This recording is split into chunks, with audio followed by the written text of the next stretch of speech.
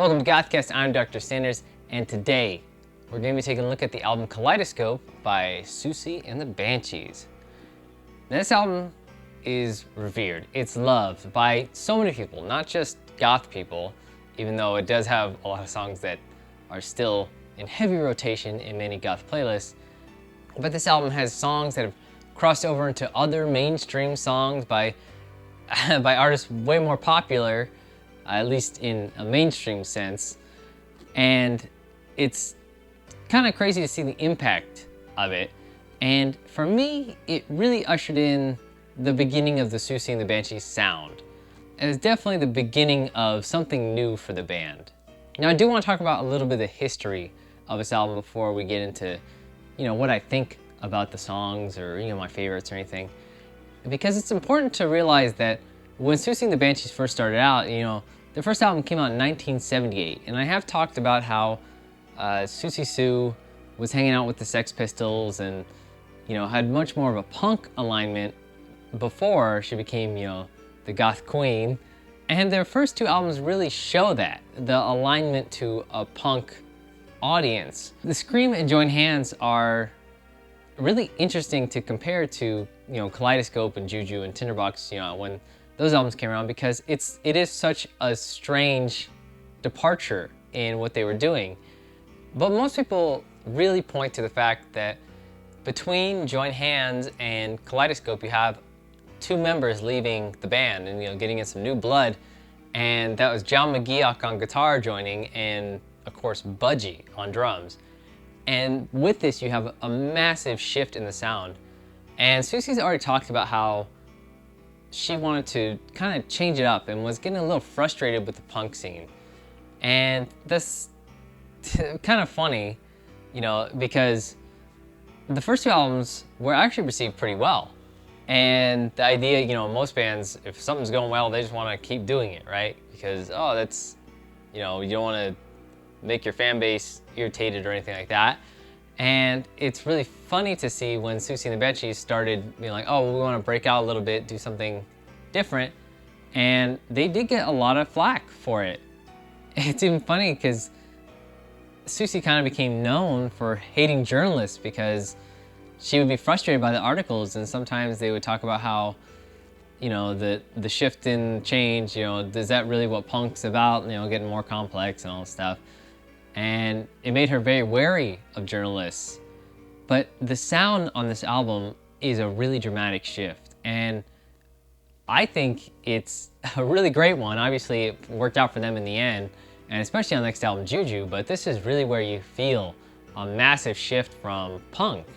And one of the things I like about this album is that it's not boring. It's never boring. There's a ton of variety on it, and that's what makes it so interesting. And don't get me wrong on this. I mean, I really do appreciate their first two albums for what they are. Like on the album Scream, Mirage is a great song, and I really like that song. And it does kind of show that they were gonna stick out from the other punk bands by diversifying a little bit. But when you have songs like Happy House, which has become so iconic and is a pop song in a lot of ways, but does kind of bridge out to be a little bit darker, the reverby vocals and everything, and just a really memorable guitar riff. It definitely showed that by starting the album, by releasing Kaleidoscope with that as the first track, I definitely feel it was kind of a statement by the band to say, this is very different. It just goes to show how iconic that song has become. The song has been sampled by, the one that really sticks out to me is when Mindless Self-Indulgence released the song Bitches on their Frankenstein Girls Will Seem Strangely Attractive. Is that how that title goes? The Frankenstein Girls album. They started off the song Bitches with the sampling of that track. And then also, apparently, and I didn't know this, I had actually found this out through researching for this review, is the artist The Weeknd has sampled the song too. And that's kind of weird. A lot of people are fans of the artist The Weeknd. I don't know if it's not a band, right? It's a guy, right? So it's kind of crazy that somebody who's so popular in mainstream today is still sampling Siouxsie and the Banshees' Happy House. But you also have the song, of course, Christine, which has taken on its own life and become, you know, really, really associated with the band. And it's still actually a song that I've heard on the radio, which is crazy to me. You don't even hear songs like Spellbound really on the radio anymore. But you also have a big shift, and this was a big deal back in the day, was you have a shift to electronic drums and keyboards, synthesizers for certain songs. And this really seemed to kind of fracture the band's fan base in some ways. And I think it really frustrated Siouxsie Sioux. There's some articles and some interviews where she was talking about how they kept calling her a poser. They kept calling the band posers. And how appropriate is that? You know, the goth soul culture is known, especially today, for everyone calling each other a poser, right? Oh, you listen to this band, you're a poser. You listen to this band, oh, whatever. You know, oh, you don't listen to this band? Well, because I don't like that, it's like, now I'm an elitist. It's like, I think it's so funny. Everyone's called a poser. Everyone's a poser to everybody, right? Of course, the guy who's saying everyone's a poser, he's not an elitist, he's just being real or something like that. But Siouxsie and the Banshees were being called posers at the time. And I think that's just a sign of times that even in 1980, when they're releasing an album that became a seminal album for the development of goth music, that they're being called posers. It just cracks me up. It's hilarious. But the keyboard and synthesizers, you know, you have songs like Red Light, which are super minimal and just pretty much just have a drum beat and a really simple keyboard line, and Siouxsie singing, and it works. It works really well. It is really sparse, I guess. You know, it doesn't have this big sort of sound that they would later become known for, but it works. We do have songs like Lunar Camel and Desert Kisses, which show off this new technology or something that was rising in, or definitely would come to prominence in the 80s with electronic music and keyboards becoming a bigger part of bands. And it's cool to see it here. I get the feeling that they didn't necessarily know how to embrace keyboards at the time. Like, they kind of had an idea of what they wanted it to be like, but didn't know how to work it into a rock band setting, because the songs that have keyboards and electronic drums are just very different than the other songs like Tenant or Hybrid, which have a much fuller sound because I think they're used to working with, you know, a real band, like instruments like bass, drums, guitar, and I think they're used to mixing that sort of sound. So the album has like two different modes of electronic and then rock band sort of sound, which is, it's cool. It's cool to see that variety. It's also really cool to see Siouxsie Sioux's style changing and developing into what we know to be the classic look of today, where, you know, when they started, yeah, she had much more of a sort of glam sort of look, you know, with the star over the eye and everything. And of course, you know, the short blonde hair. But when they started getting going and they're promoting their first two albums, she did have a darker look than most people, and, you know, with the black hair and everything, but it wasn't necessarily the look that we know today. It definitely stood out from the other people. But here we really see sort of the beginnings of the classic big updo hair and all the makeup that we're familiar with. It's a little heavier, a little more stylized. And of course, in the next few years, you know, even with Juju and Hyena, it would just develop into the classic goth look that most people reference now on Tumblr and Instagram, right? That's the true sign of a classic. But one thing I did notice, especially doing research for this, is, you know, the band, while they're really getting to know each other and they are developing their sound, especially, you know, the inclusion of John and Budgie, it seemed like they were kind of frustrated when touring. You know, in interviews, and when Siouxsie and the Banshees came over to the States, it seemed like they were frustrated with Polydor. True. You guys having fun on your tour? Yeah, we had, the only fans we had there, which was about 60 people. 60? Yeah. Really? That's okay. We're going to make it happen. And I know you don't have a contract yet in America or a record deal yet, do you? No. Well, we're going to get you one. Polydor. Okay. Just That's weren't good. doing the job properly, I'm afraid. It happens that way sometimes. People just don't know what they're supposed to be doing. They just don't do their jobs. I mean, there are for a lot of goodness good sake. bands out there. You were just telling me backstage. What were we talking You'll see in interviews that they just seem tired and worn out. In fact, even the year before, in 1979, before they were getting ready to record this album, Siouxsie had a doctor tell her that she should rest because they were exhausted from previous years. So I'm sure going into this, they were already kind of frazzled, and this is a time when there used to be an album a year. So 1978, they released an album, 1979, they released an album, 1980, Kaleidoscope comes out, and it is probably a very frustrating and overwhelming time. Think about this too. Music was moving so fast back then. And this is a great year for the development of goth music as we know it. We had Kaleidoscope come out, which has a dramatically shifting sound for the band. We have 17 Seconds come out, the Cure album. We have Bauhaus's In the Flat Field come out. We have Joy Division's final album, which is Closer, come out. And think about that year of music. And basically these albums come out and shape what's going to be known as goth music forever. And it's just crazy they all came out in this one year, in 1980.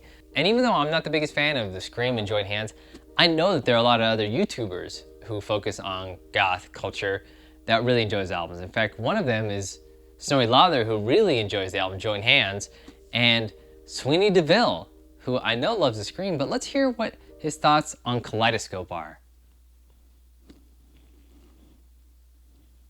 Thank you, Dr. Sanders, and thank you once again for having me on your channel. I think with the 1980 album Kaleidoscope by Siouxsie and the Banshees, it's one of these albums that not only stands out from the rest of his discography, but also one that, as you can clearly see, has a massive impact and influence after the release of the album. If we compare the Scream and Hold Hands album, which was prior to them, it's that very rare, raw post-punk sound, almost as if it's trying to wiggle its way and trying too hard to prove to something that it's outstanding. If we listen to Suburban Relapse, for example, of the Scream album, you can hear these very raw original punk sounds, as well as it's trying to incorporate the certain goth sound without trying to make it too noticeable.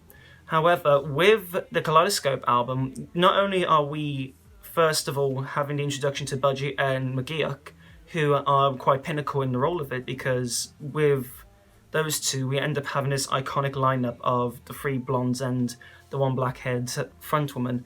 Not only is that from a influential and iconic standpoint, but if you listen to the songs on the album, they're breaking into more of a commercial breakthrough, as well as keeping their post-punk sounds but adding slight new wave repertoires into it. A good example of this new wave repertoire that we are hearing from the album is songs such as Lunar Camel and Desert Kisses, where you can hear this introduction to the synth stuff, and it's quite unusual back then for post-punk bands to incorporate that without them being fell underneath the new wave label. But during the 1980s, this is when synths and new wave influence started becoming the norm.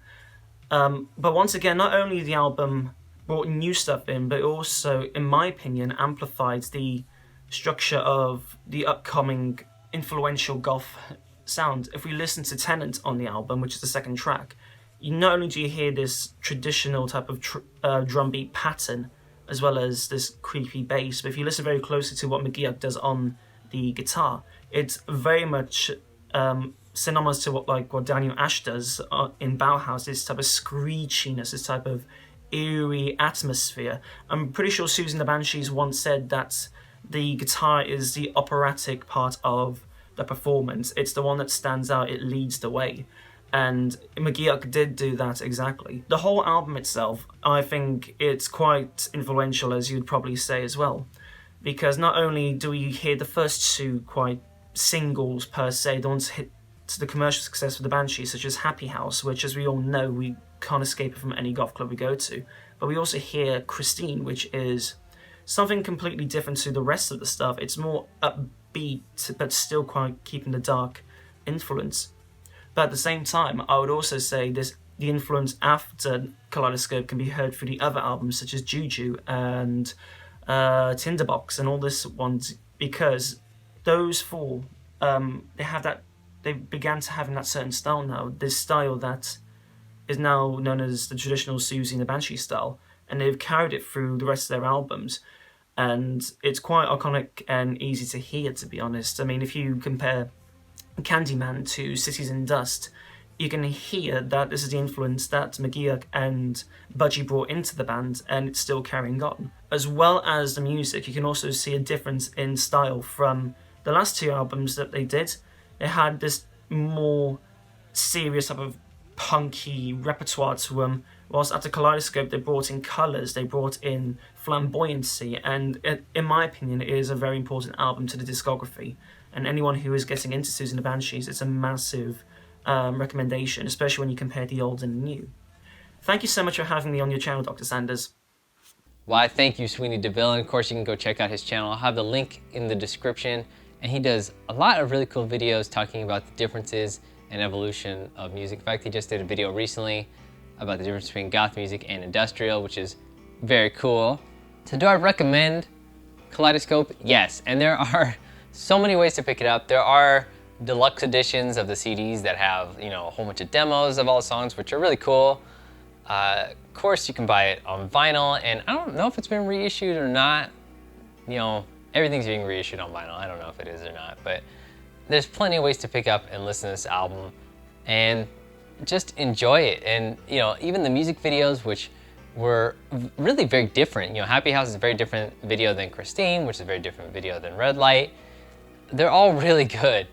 And I just love this album in so many ways. It's one I come back to a lot. You know, a lot of people really like Juju, and that album is so far become the most popular, probably because of Spellbound, you know, that song being on that album.